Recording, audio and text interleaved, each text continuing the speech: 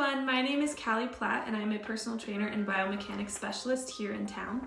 With New Year's right around the corner and people starting to think about New Year's resolutions and possible options for new training programs come the new year, I just wanted to make this video for anyone that is looking at or thinking about adding strength or resistance training into their training routine. I want to share some of the basics of strength and resistance training with you all and the reasons why it's so important for overall health and help you be more informed when it comes to making decisions for your training come the new year.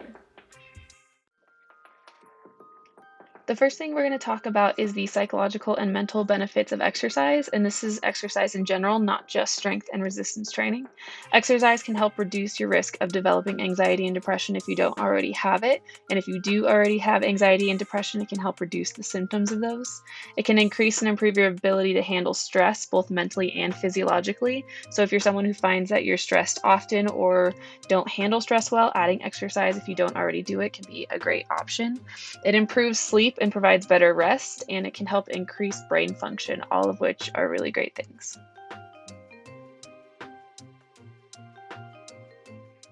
Now we're going to look at the physical benefits of strength training specifically. It can improve your muscular strength, joint mobility, overall stability, and balance, which all can help prevent falls and injury. It helps increase and maintain bone density and muscle mass.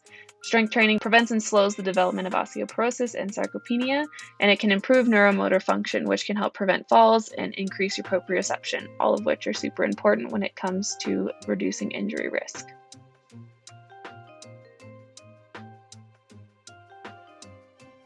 So what are osteopenia and osteoporosis? Osteopenia and osteoporosis is bone loss that occurs with aging. Reduced bone mineral density means more fragile bones, which leads to a higher risk for injuries, falls, and fractures. It occurs more in women, but does occur in men as well. The reason that resistance training is so important to prevent or slow this process is because the mechanical stress that resistance training places on the bone is what stimulates increased bone mineral density and strength. It is important to note that when training to increase bone mineral density, specificity of loading must be applied. On the bottom, we can see a healthy bone on the left, and on the right, you can see that the bone is much more porous. The holes look larger, meaning that it is a much more fragile and less strong bone.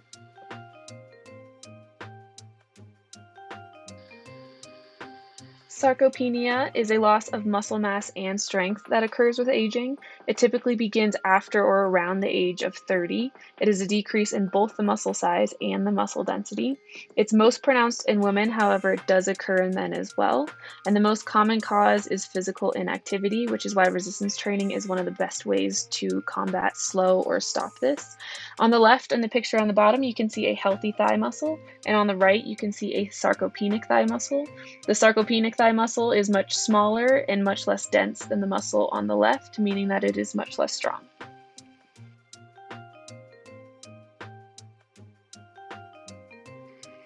So why do biomechanics matter? Biomechanics is the study of the mechanics of a living body, especially of the forces exerted by muscles and gravity on the skeletal structure. So what that means is how our body moves and uses our muscles and skeleton to do so. Proper biomechanics can reduce the risk of injury and pain. Everyone's specific mechanics and form for every movement will vary based on their own skeletal anatomy, muscular balances or imbalances, joint mobility to tolerate load, and overall fitness level. There is no single proper form for any movement that will work for everyone. Learning your ideal biomechanics can help you to move in the safest, most efficient patterns for your body. And proper biomechanics prevents improper loading of the back, knees, and hips, which can help prevent pain or injury. Proper biomechanics can also aid in reducing current pain. Pain is often the result of a multitude of factors and may or may not involve an acute injury. Some of the possible factors that can contribute to pain include muscular imbalances, mobility imbalances or restrictions, lack of coordination between different muscular groups during movement, improper loading of the joints due to suboptimal mechanics, joint instability, commonly seen in the spine, knees, and hips, and physical inactivity.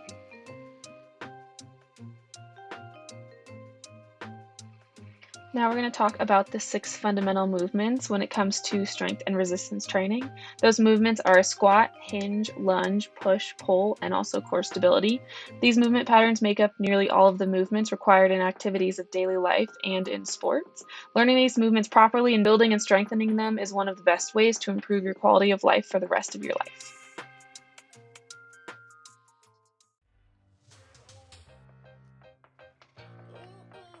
So we're first going to talk about the squat.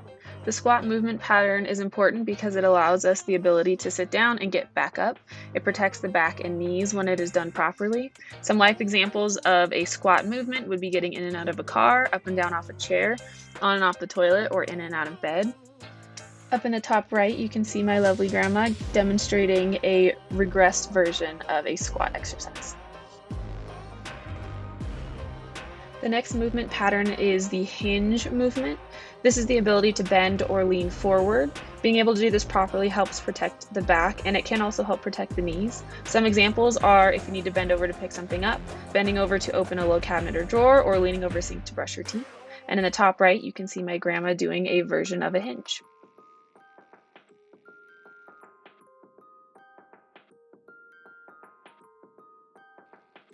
Next up is the lunge movement pattern. This is the ability to be strong and stable with a staggered foot position. This could be stepping forwards, backwards, up, or down. Some examples are walking, running, going up and down stairs, or stepping up and over something. My grandma is doing a regressed version of a lunge, which is called a heel tap.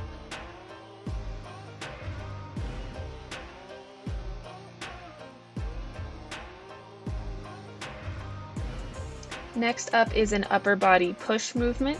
This movement is the ability to push away from the body with the arms. Some examples in life are pushing yourself up off the floor, pushing a child on a swing, pushing a door open, or pushing in a chair. All of these movements also aid in shoulder mobility and strength. In the top right, you can see my grandma is demonstrating a banded chest press, and I'm doing a barbell bench press in this video. They're the same movement, just different versions. Next up, we have an upper body pull movement pattern. This is the ability to pull towards your body with your arms. Some life examples are picking up a bag or suitcase off the floor, picking up a child, a dog. Gardening or raking also does pull movements, and my grandma is doing a banded row, and I'm doing a barbell row.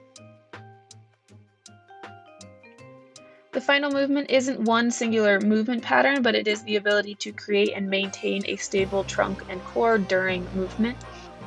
Core stability is integral to the mechanics of each of the fundamental movements that we have previously discussed, and it aids in protecting the back when under load or during movement. Proper biomechanics is the understanding and ability to coordinate all the different muscle groups during a movement in order to be able to move in the safest and most efficient way. Strengthening the core and learning to coordinate core stability with both upper and lower body movements is extremely important for reducing injury risk as well as aiding in reducing any current pain.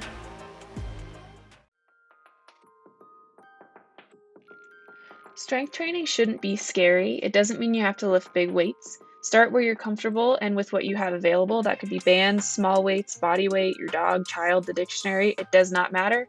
Anything that provides a new stimulus to the body in order to create positive adaptations is beneficial.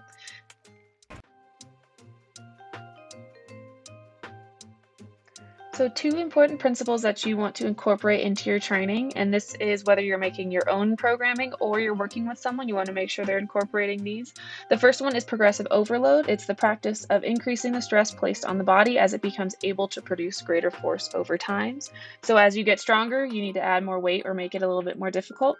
And always remember that improvement happens in little bits at a time. So as you continue to challenge the body over time, you will see small increases. It doesn't happen super quickly.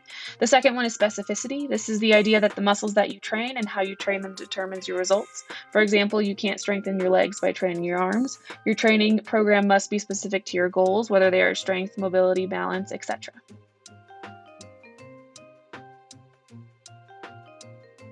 So how to strength train safely, especially if you are just starting for the first time. A great option is to always get medical clearance from your doctor. Start light and take the time to learn proper form. It might not be super exciting, but that is the groundwork for all of the rest of your strength training. If necessary, find a professional who can teach you the proper mechanics, especially your own proper mechanics. And make sure that any trainer you do work with is properly certified. If you do choose to work with a trainer, ensure that a complete health and fitness assessment is done prior to training so that they can make sure to make you a safe and effective program. Thank you for watching my video, and I hope you learned a little something about strength and resistance training and are hopefully a little bit encouraged to add some into your workout routine. If you have any questions or want to know more, please feel free to reach out, email me or message me, whatever works for you, and I will get back to you as soon as I can. Other than that, have a happy New Year's.